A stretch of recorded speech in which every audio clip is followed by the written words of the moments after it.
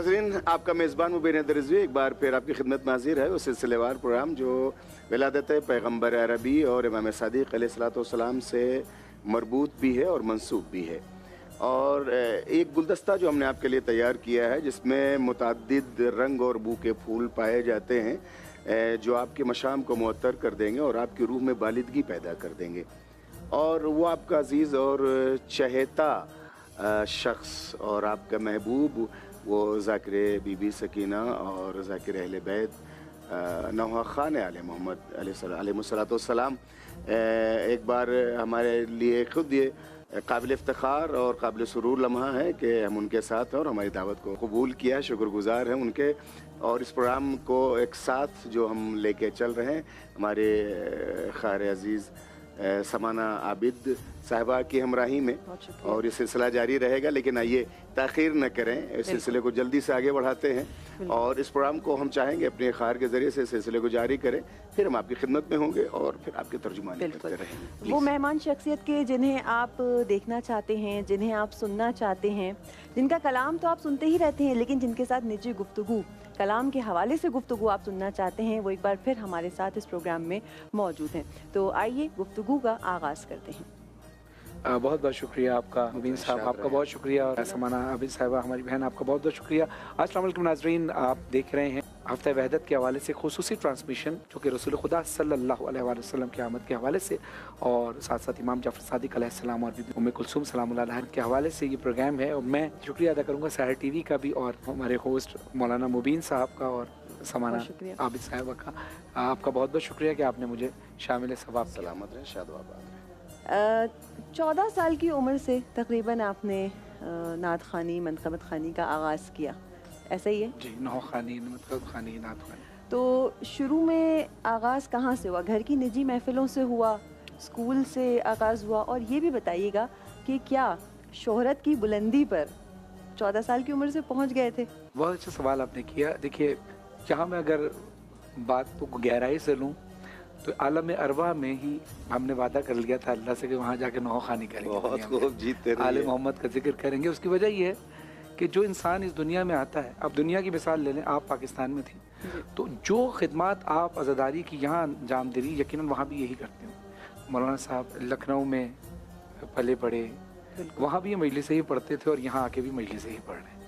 जो शख्स जो काम करता है, कोई अलम उठाता है तो किसी मुल्क जाता है, दूसरे मुल्क शिफ्ट होता है तो अलम ही उठाता है। तो हम एक जहाँ से दूसरे जहाँ में आए हैं, तो वहाँ भी जो हम काम करते थे वही काम करने के। अब जब इस दुनिया में पैदा हुए तो ज़ाहिर है माँ बाप थे, और माँ बाप हमारे, क्योंकि दादा जो हैं वो बहुत अच्छे ज़ाकिर थे, ख़तीब भी थे, ज़ाकिर भी थे, मतलब वो लहन में भी पढ़ते थे, तहत में भी पढ़ते थे, शायर भी थे, सैयद मोहम्मद कामिल रिजवी, जिनका ताल्लुक छौलत से था इंडिया में। ये ख़ानदानी आता है? जी, वालिद खुद बहुत अच्छे अज़ादार हैं, साथ साथ ही मेरी वालदा सैयदा रौनक जहाँ ज़ाकिर अहले बैत हैं।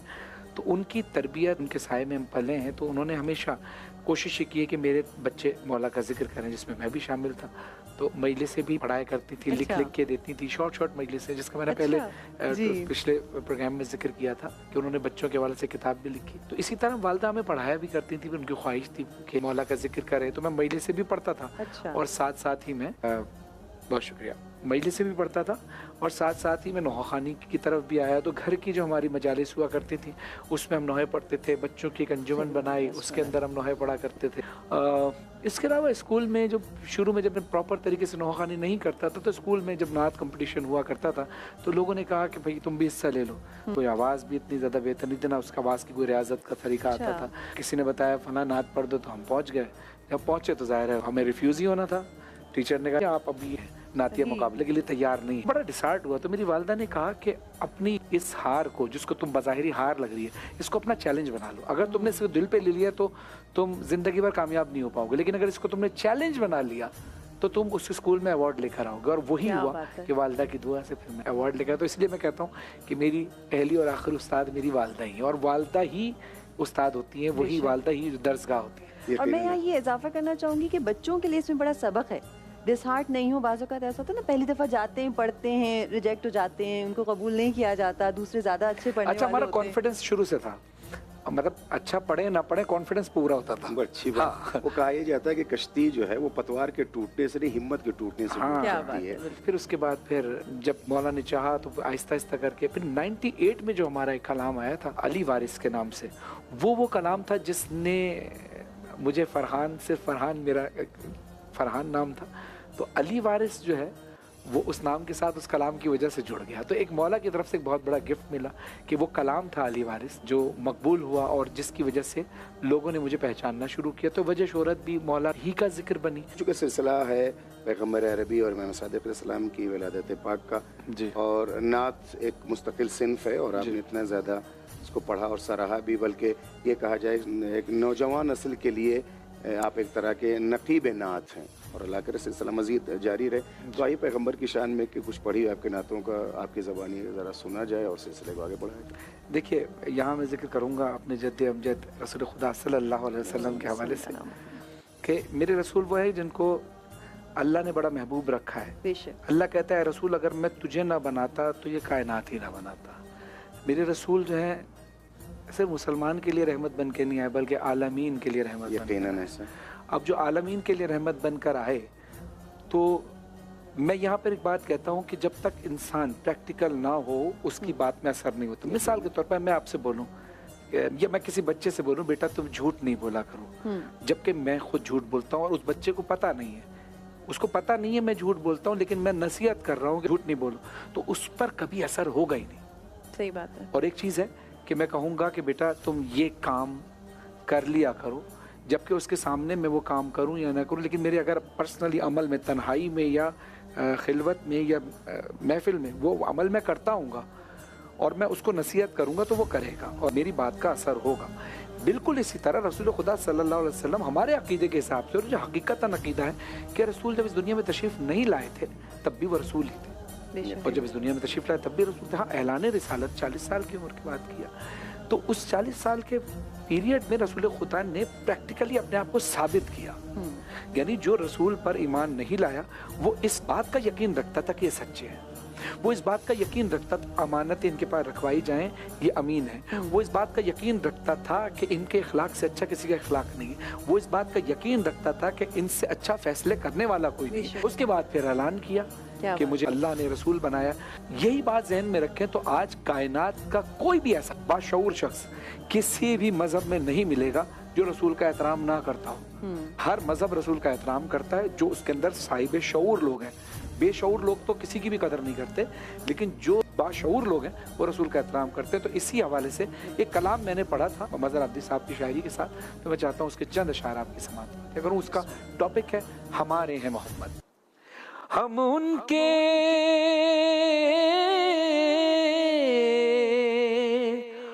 उनके अज़ल से हैं, हमारे हैं मोहम्मद, हमारे हैं मोहम्मद, हमारे हैं मोहम्मद। अब ये बात मैं कह रहा हूँ मुझ पे भी अच्छी लग रही है, आप कह रहे हैं आप पे भी अच्छी लग रही है। जो शख्स ये कहेगा हमारे हैं मोहम्मद उस पे ये बात सजेगी। हर दिल की आवाज़, हर दिल की आवाज़ है, क्योंकि रसूल खुदा सल्लल्लाहु अलैहि वसल्लम ने दिलों पे राज किया है। हमारे हैं मोहम्मद, हमारे हैं मोहम्मद, हमारे हैं मोहम्मद। वो आंखें हैं वल्लैल तो वह शम्स है चेहरा, वो जुल्फ शबे कद्र वो अबरू है सवेरा, वो जुल्फ शबे कद्र वो अबरू है सवेरा।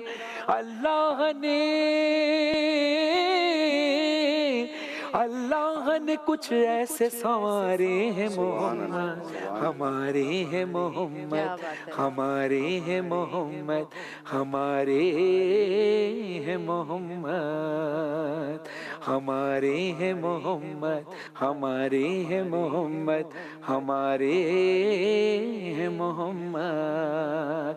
अब रसूल खुदा सल्लल्लाहु अलैहि वसल्लम की हदीस है अव्वल मोहम्मद व औसतन मोहम्मद व आखिर मोहम्मद व कुल्लन मोहम्मद। हमारा अव्वल भी मोहम्मद, दरमियान भी मोहम्मद, आखिर भी मोहम्मद, हम सब के सब मोहम्मद। अब मज़हर अब्दी साहब के इस कलाम में उन्होंने इस हदीस से भी इस्तिफ़ादा हासिल किया और कमर जलालवी साहब के एक शेर से भी इस्तिफ़ादा हासिल किया है। उसमें इस तरह की बात कमर जलालवी साहब ने भी कही थी, हाँ हमारे हैं मोहम्मद पैगाम खुदा लेके तेरे दर पे जो आया, اکثر در زہرا پہ یہ جبریل نے سوچا، اکثر در زہرا پہ یہ جبریل نے سوچا، پیغام کسے دوں، پیغام کسے دوں کہ یہ سارے ہیں محمد، ہمارے ہیں محمد، ہمارے ہیں محمد، ہمارے ہیں محمد۔ نعت میں وہ ایک دل کی آواز ہوتی ہے تو وہ ظاہر سی بات ہے کہ ایک رخ پیدا ہو جاتا ہے قصیدے کا، لیکن صرف جب مدح ممدوح ہو تو مکمل نعت۔ میں نے اکثر دیکھا ہے اور سارے نعت گویوں کے وہاں کہ وہ بس سرکار کی گلی میں مرنا چاہتے ہیں، سرکار کی گلی میں موت آ جائے، سرکار کی گلی میں جان دے دیں۔ میں آپ کی زبانی میں یوں کہہ دوں کہ بڑا اچھا جملہ ہے کسی کا کہ صاحب سرکار کی گلی میں مرنے سے پہلے محلے کی مسجد میں جایا کریں تو سرکار کی گلی میں موت کا بھی انشاءاللہ مزہ انہیں مل جائے گا۔ جوانوں کے نام کیا پیغام ہوگا کردار پیغمبر کے پرتو اور اس کے نظریے میں؟ ہاں دیکھیے، پہلے تو جو بات آپ نے کہی، ہر شخص کی خواہش ہوتی ہے کہ جیسے مثال کے طور پر میں خواہش کروں کہ میں بیت اللہ کی زیارت کروں۔ جیسے ایک شعر ہے نا کہ حیرت سے خود کو کبھی دیکھتا ہوں اور دیکھتا ہوں کبھی میں حرم کو، لایا کہاں مجھ کو میرا مقدر۔ تو انسان کہتا ہے کہ میں اپنے اندر جھانک کے دیکھوں تو کیا میں اس قابل ہوں کہ میں اس جگہ جا سکتا ہوں، لیکن اگر میں وہاں چلا گیا تو یہ اللہ کا لطف و کرم ہے۔ اب پھر جب انسان ایسے دروازے پر آ جاتا ہے جہاں نہ ہی نہیں ہے تو پھر انسان سوچتا ہے کہ جو ناممکنات میں سے وہ بھی ہو جائے، یقیناً کہ اگر میں مدینے کی گلیوں میں مرنا چاہوں تو مجھے موت آ جائے، میں اس گلی میں ہی رہ جاؤں اور اس در کی نوکری اور چاکری کرتے ہوئے مجھے موت آ جائے۔ تو یہ اپنے اپنے عشق کا ایک اظہار ہے۔ اور جو بات آپ کہنا چاہ رہے تھے، کون سا سوال؟ کردار پیغمبر کے تناظر میں جوانوں کے نام ایک پیغام۔ جوانوں کے نام پیغام یہ ہے کہ دیکھیے، رسول خدا صلی اللہ علیہ وآلہ وسلم کی حیات طیبہ پر روشنی ڈالی۔ رسول کا بچپن کیسے گزرا تو اپنے بچوں کی تربیت آپ اسی انداز سے کیجیے، اور رسول کی جوانی کیسے گزری، رسول جوانی میں ان کا کردار کیا تھا، اس کردار پہ غور کیجیے۔ رسول نے کبھی کسی کا دل نہیں دکھایا، اور عموماً ہوتا ہے دنیا میں ایسی کون سی جگہ ہے جہاں کوئی کسی کا دل نہیں دکھاتا، لیکن اس سچویشن کو کیسے سنبھالنا ہے۔ یعنی ایک جگہ پر ایک عورت جو کچرا پھینکا کرتی تھی رسول خدا صلی اللہ علیہ وسلم پر، اور جب وہ بیمار پڑی تو رسول خدا صلی اللہ علیہ وسلم اس کی عیادت کرنے گئے۔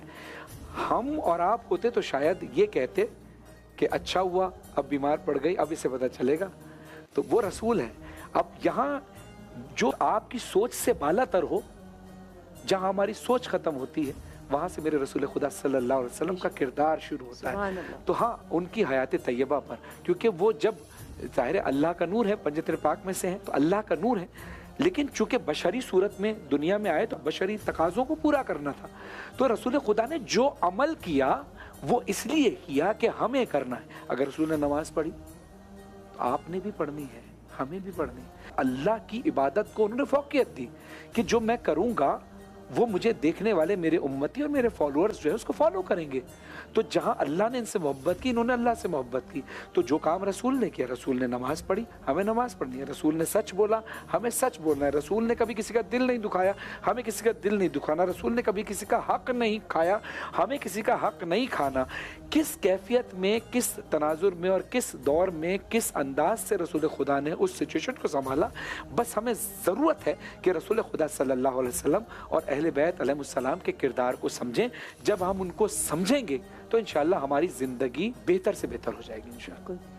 ایک سوال ذہن میں آ رہا تھا، ہم نے مستقل نوٹ کیا آج کی پوری نشست میں، آن کیمرہ بھی اور پیچھے بھی۔ آپ جب بھی نذرانہ عقیدت پیش کرتے ہیں، چاہے وہ نوحہ ہو، چاہے وہ منقبت ہو، چاہے وہ نعت ہو، جوتیاں اتار دیتے ہیں۔ اس کی وجہ یہ ہے کہ دیکھیے، ہر عبادت کا ایک پروٹوکول ہوتا ہے۔ ہم نماز جب پڑھتے ہیں تو اس کا ایک پروٹوکول ہے کہ ہم جوتے اتار کر جائیں، جوتے اتار کر پڑھیں۔ میری اپنی عقیدت کا ایک انداز ہے، میں چاہتا ہوں کہ جس طرح سے ہم نماز ادا کرتے ہیں، نماز ولا اور نماز عزا بھی اسی انداز سے ادا کی جائے۔ شدید سردی کی ریکارڈنگز میں جب آؤٹ ڈور شوٹ ہوا کرتے تھے تب بھی میں ننگے پیر ہی کھڑا ہو کر ریکارڈنگ کیا کرتا تھا۔ اب شدید گرمی ہوتی ہے۔ ابھی میں نے ایک کلام 2 سال پہلے پڑھا تھا، علی دا ملنگ، تو اسکردو کی ٹھٹرتی ہوئی سردی میں، اسکردو کے ریگستان میں میں گیا اور میں نے برفستان ہاں، اس وقت برف نہیں پڑی تھی لیکن زمین بہت ٹھنڈی تھی۔ پاؤں رکھو زمین پر، ٹھنڈ، سردی، اب چونکہ جیکٹ میں نے پہننی نہیں تھی، شلوار قمیض ہی پہننا تھا. اب میں نے تھوڑی دیر کوشش کی، اس کے بعد پھر میں نے کہا مولا مجھے پڑھنا تو ایسے ہی، اب آپ نے ہمت دینی ہے. اس کے بعد پھر میں نے اس ریگستان کی زمین کے اندر تھوڑی دیر کے لیے پاؤں اندر ڈال دیا، اور پھر وہ اس کا جو ٹیمپریچر ہے میرے جسم پہ صلاحیت کر گیا. آپ جو پروڈکشن کی ٹیم تھی وہ تو جیکٹس پہنے ہوئے اور جوتے اور ساکس پہنے ہوئے، اور میں ننگے پیر چل رہا تھا. تو جب آپ ہمت کرتے ہیں تو پھر مولا ہمت اور یہ عقیدت کی بات ہوتی ہے. یہ عقیدت. اچھا، نوجوانوں کے حوالے سے بات ہو رہی تھی، آپ نے بہت اچھا پیغام بھی ہمارے ناظرین کے لیے پیش کیا. فیوچر کے حوالے سے، مستقبل کے حوالے سے کوئی ایسی چیز ہے، کوئی ایسی سوچ کہ جو نوجوانوں کے حوالے سے کوئی کام آپ کرنا چاہیں، کلام کے حوالے سے کچھ پیش کرنا چاہیں؟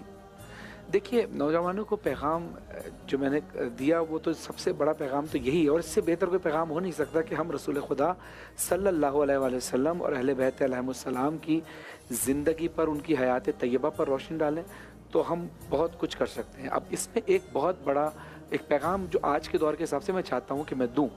پوری دنیا اکانومیکلی کرائسس میں ہے، پوری دنیا، بڑے بڑے ملک جو ہیں وہ کرائسس کا شکار ہے. خاص طور پر جب کووڈ آیا اس کے بعد سے تو اور ہی زیادہ معاملات خراب ہو گئے. دیکھیے، اللہ کے خزانے میں کوئی کمی نہیں ہے. پیسہ سب کچھ نہیں ہوتا، لیکن ضروریات زندگی ہوتا ہے. آپ کو بچوں کے لیے جب دودھ لینے جانا ہوگا تو آپ کو پیسے ہی کی ضرورت ہوگی. جب آپ کو اپنے بچوں کی اسکول کی فیس دینی ہوگی تو آپ کو پیسے ہی کی ضرورت ہوگی. پیسہ کیسے ملے گا؟ جب آپ کمائیں گے. کمائیں گے کیسے؟ جب آپ کے وسائل ہوں گے. وسیلے بنانے والا اللہ کے ساتھ. اب وہ کیسے بنتا ہے؟ جب انسان کے پاس کچھ نہیں ہوتا تو وہ دینے کی پوزیشن میں نہیں ہوتا، لینے کی پوزیشن میں ہوتا ہے. ہاتھ اس کا ایسے نہیں ہوتا، اس کا ہاتھ ایسے. اللہ کا نظام کچھ اور ہے.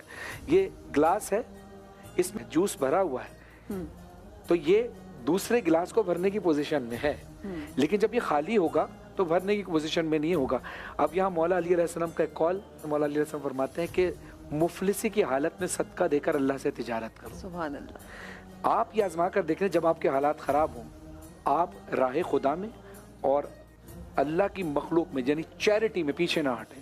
جہاں آپ نے چیریٹی کرنا شروع کی، سمجھے اللہ پتہ نہیں کہاں کہاں سے دے گا. اور مولا سے کسی نے سوال کیا، یا مولا علی علیہ السلام یہ بتائیے کہ جس کی ہم مدد کر رہے ہیں ہمیں کیسے پتہ چلے گا یہ اس بات کا حقدار ہے یا نہیں؟ تو مولا فرماتے ہیں کہ تمہارے پاس ہوا کرے تو تم دے دیا کرو.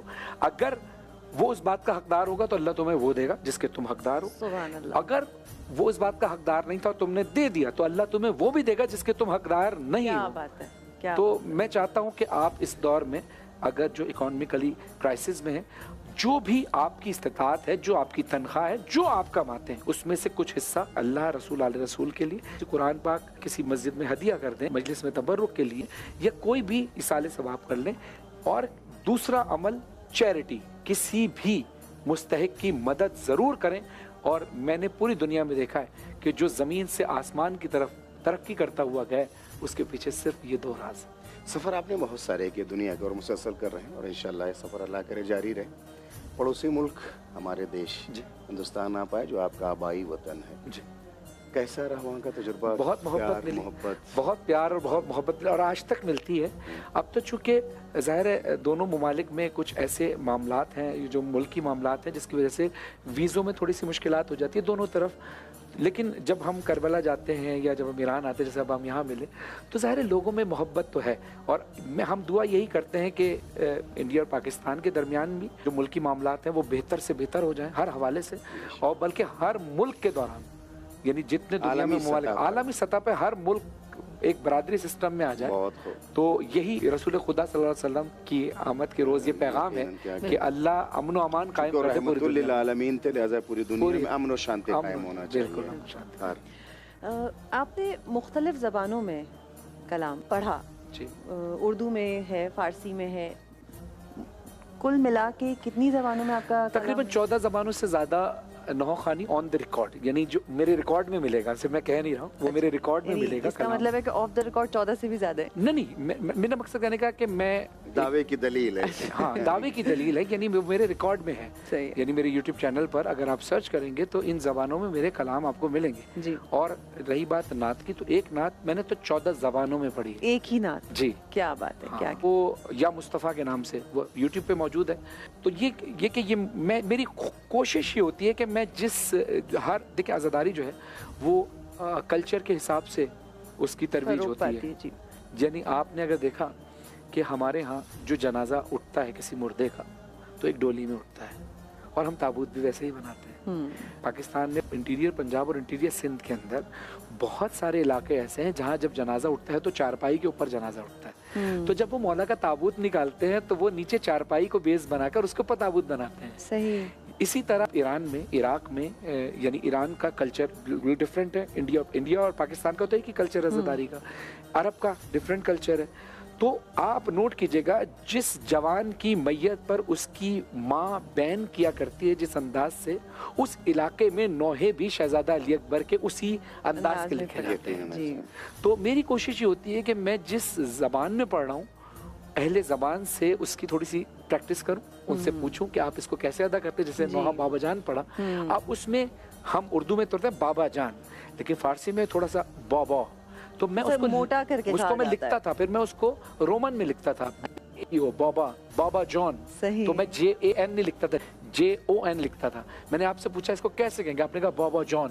تو میں کہتا ہوں ساؤنڈ لکھو، ساؤنڈ لکھنے سے پرفیکشن آئے گی. بالکل. کیونکہ لکھی ہوئی فارسی کو اس انداز میں پڑھنا الگ ہے، لیکن جو لوگ سننا چاہ رہے ہیں آپ سے، اگر آپ ٹوٹا پوٹا بھی پڑھیں گے تب بھی اٹریکٹ تو کرے گا ان کو کہ بھئی ہم ان کی زبان نہیں ہے لیکن وہ پڑھ رہے ہیں. لیکن جب آپ ان کے انداز میں پڑھتے ہیں تو اچھا لگتا ہے ان کو بھی. تو میری خواہش ہوتی ہے کہ ہر انداز کہ خدا کرے 1400 میں ہو جائے انشاءاللہ، اور سلامت رہیں، شاد و آباد رہیں، شکر گزار ہیں. یہ سلسلہ جاری رکھیں گے اگلے پروگرام تک. ناظرین، یہ سلسلہ جاری و ساری رہے گا. اپنا بہت خیال رکھیے. اگلے پروگرام میں پھر آپ کی خدمت میں حاضر ہوں گے ایک مہمان کے ساتھ اور نئی خوشبوؤں کے ساتھ.